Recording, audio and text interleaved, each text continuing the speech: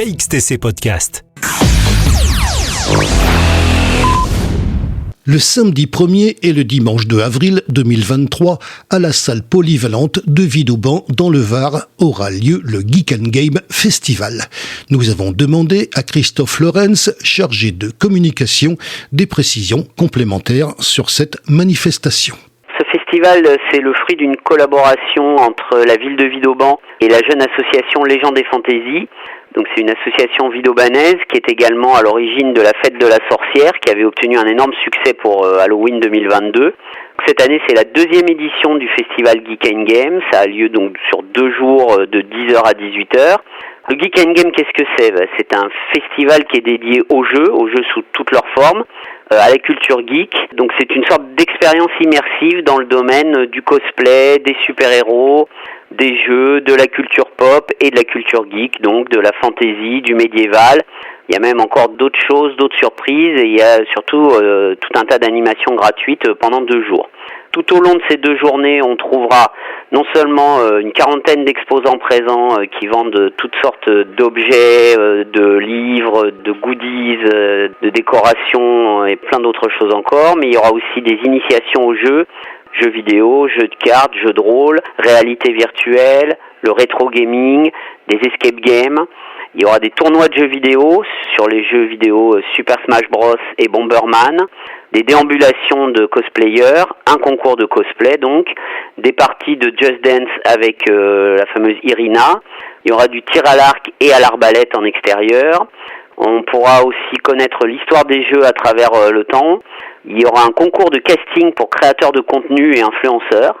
Il y aura des rencontres avec des comédiens de doublage qui seront présents et des créateurs de contenu également invités.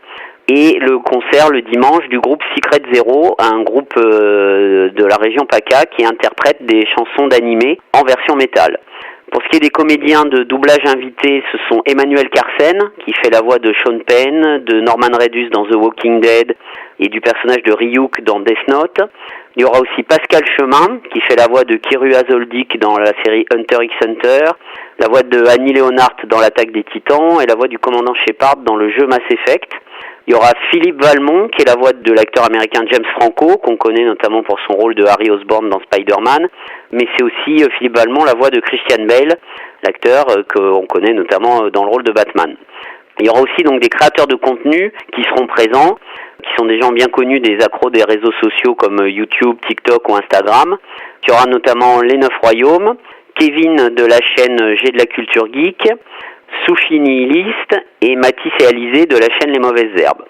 Donc ce grand salon va se dérouler à la fois en intérieur et en extérieur, donc à la salle polyculturelle et sur son parvis. Et il y aura également en extérieur un espace laser game, laser tag, qui proposera aussi pour la première fois en France un épée tag, qui sera donc à découvrir au Geek & Game.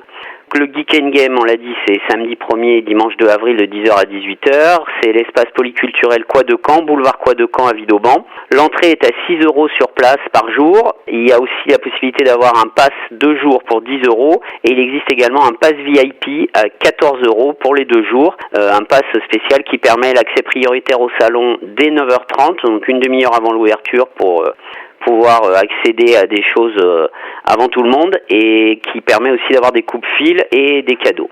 Pour finir, je rappellerai que la ville de Vidauban est idéalement située sur la route nationale 7, à 15 minutes des sorties d'autoroute du Muy et du Canet des Morts, et que Vidauban bénéficie de nombreux parkings gratuits, notamment 2 énormes parkings à l'entrée de la ville qui sont situés à seulement quelques minutes à pied de la salle polyculturelle pour le Geek & Game. KXTC Podcast.